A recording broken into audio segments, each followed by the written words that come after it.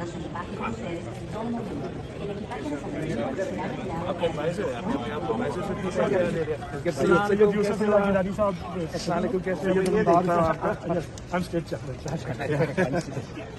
कैसे आप खैरियत से ये आपने तो पासिंग थैंक यू कैसे आप क्या कैसे हो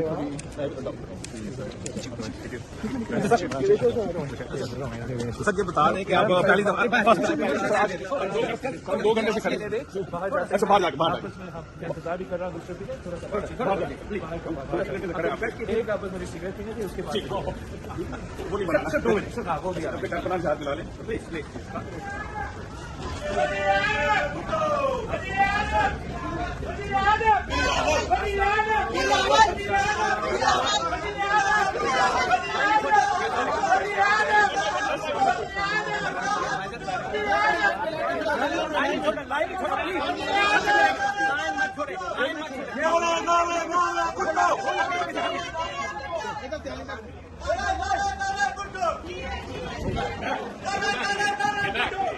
Everyone back, please.